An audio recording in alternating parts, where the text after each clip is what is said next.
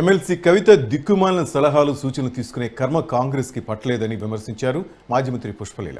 10 సంవత్సరాల ప్రజల గురించి పట్టించుకునే కవితకు స్త్రీ సమానత్వం గురించి మాట్లాడే నైతిక అర్హత లేదని మండిపడ్డారు. సీఎం రేవంత్ రెడ్డిని ప్రశ్నించడానికి ఉద్యమం చేస్తున్నట్లు లిక్కర్ రాణి ఫీల్ అవుతోందని ఎద్దు చేశారు.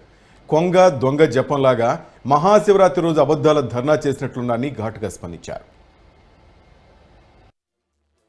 ఎవరిని రానివ్వకుండా అటు ఎమ్మెల్యేలకు కానీ అధికారులకు కానీ అవకాశాలు ఇవ్వాలి. రోజు పెద్దవాళ్ళు ఎవరైనా సరే ఆఖరి గద్దర్ లాంటి ఒక సోదరుణ్ణి ఎన్ని రోజులు అవమానపరిచి అక్కడ నిలబెట్టించారో మనం చూసినప్పుడు ఈ కవితమ్మ ఎక్కడుంది? నా ప్రశ్న. కాంగ్రెస్ పార్టీలో రేవంత్ రెడ్డిని ప్రశ్నించడానికే ఈమె ఒక పెద్ద ఉద్యమం చేసినట్టుగా ఈవిడ లిక్కర్ రాణి అని పేరు తెచ్చుకొని మనకన్నీ కూడా తెలుసు కదా. కాంగ్రెస్ పార్టీ గురించి విమర్శించడానికి అస్సలు నీ లెవెలే సరిపోదు. నీకు మాట్లాడే అర్హత ఎందుకు లేదు అంటున్నాను అంటే, ఏ స్త్రీ గురించి నువ్వు మాట్లాడుతున్నావో ఏ ఒక్కరోజన్నా నీ అయ్య క్యాబినెట్లో నువ్వు తప్ప ఎవరికైనా రాజకీయ అవకాశాలు ఇయ్యని రోజు నువ్వు ఎక్కడున్నావమ్మా కవితమ్మ?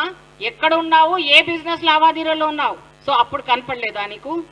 ఇప్పుడు రేవంత్ రెడ్డి పేరును ఆయనకు ఈమె సలహాలు ఇస్తుందట. రాజకీయమైన లౌక్యం సంపాదించుకున్న కేసీఆర్ లాంటి ద్రోహి బిడ్డవు కాబట్టి ఆ కుట్రల రాజకీయాలు నీకు లేరపకుండానే నీకు వచ్చాయని, అందులో నీ అన్నకంటే నువ్వే చాలా మించిపోయావమ్మా. అది మాత్రం అందరికీ అర్థమైపోయింది. ఇప్పుడు మనకున్న దాంట్లో ఈవిడ చెప్పేది ఏంటంటే, ధర్నా చేసింది నేను, అది కూడా ధర్నా చౌక్ లో కూర్చొని మహిళా దినోత్సవం రోజట, అది మహాశివరాత్రి రోజు 100 పాపాలు చేసిన పాపాత్ములు జపం చేసినట్టు, కొంగ జపం చేసినట్టు మహాశివరాత్రి రోజు నువ్వు ఇంత పెద్ద అబద్ధం మాట్లాడుతున్నావు మహిళల గురించి. నీవు, నీ అయ్యా, నీ పార్టీ, బీఆర్ఎస్ పార్టీ